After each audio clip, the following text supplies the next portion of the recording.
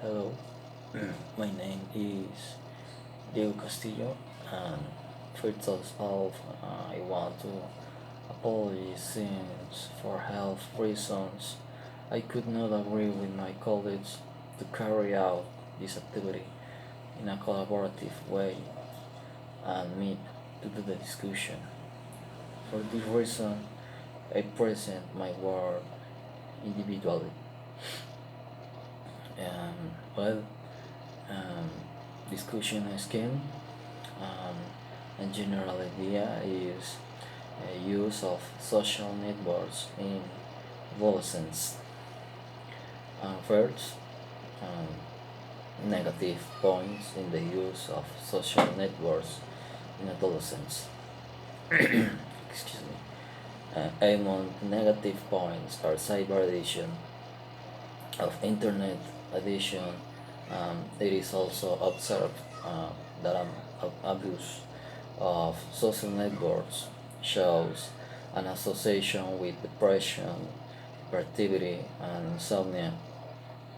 And studies reveal that exposure to violence on social media generates an increased aggressive interaction in children and adolescents.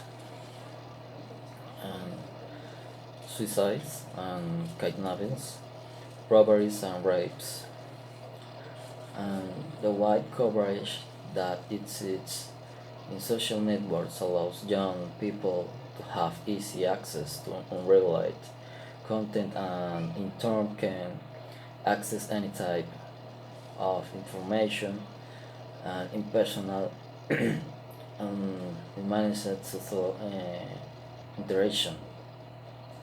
In recent years, suicide in adolescents has been linked to the internet and social networks.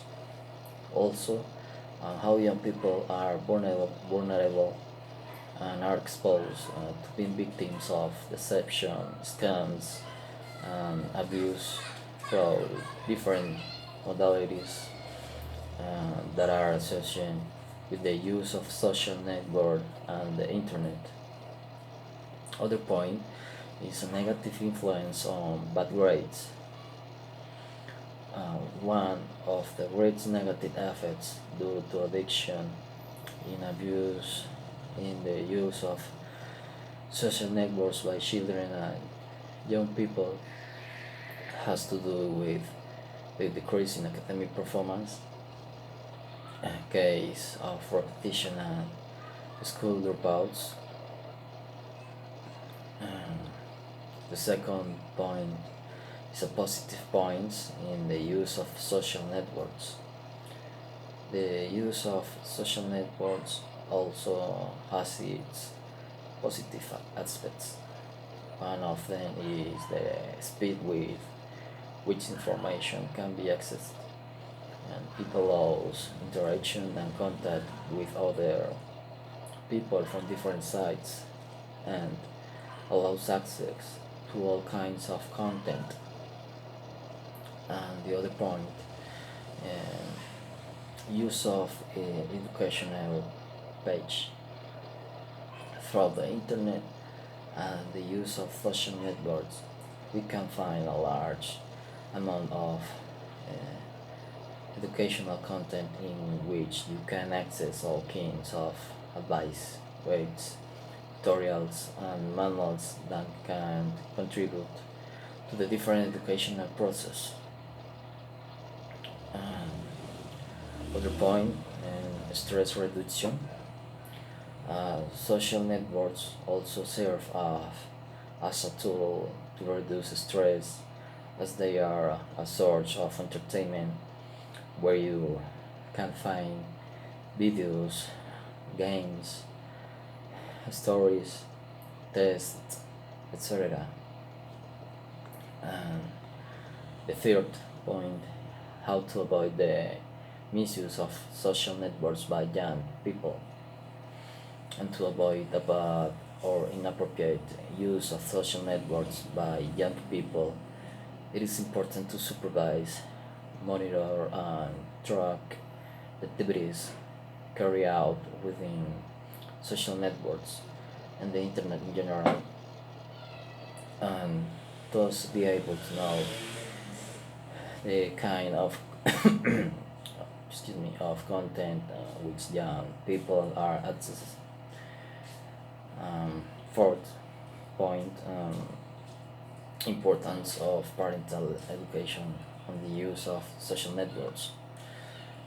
It is very important that parents are very attentive to the activities and that their children carry out within social networks, and that they are the ones who teach them and indicate to the class of content that they can access there, and in general terms that they are taught young people the proper use of this type of tools.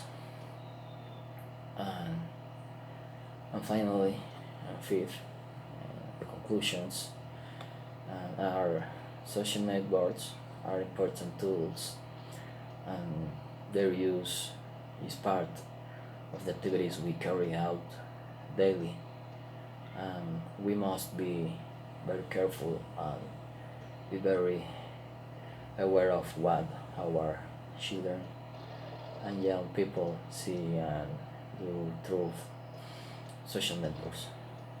And that is why it is extremely important to teach how to use it properly, to take advantage of all the benefits that they can provide us. Um, that is all. Uh, Thank you for watching, and see you next time. Bye.